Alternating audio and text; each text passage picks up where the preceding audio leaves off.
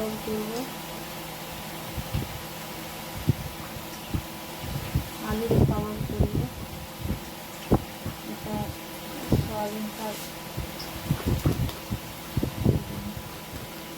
চিকেনটাকে আমি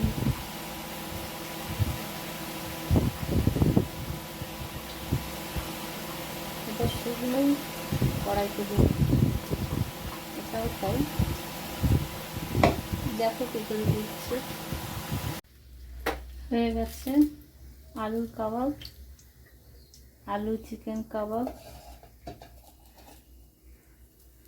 দু রকম বানালাম, শুধু শিক কাবাব আর এটা আলু চিকেন কাবাব। কেমন হয়েছে বন্ধুরা আলু চিকেন কাবাব কমেন্ট করে বলো।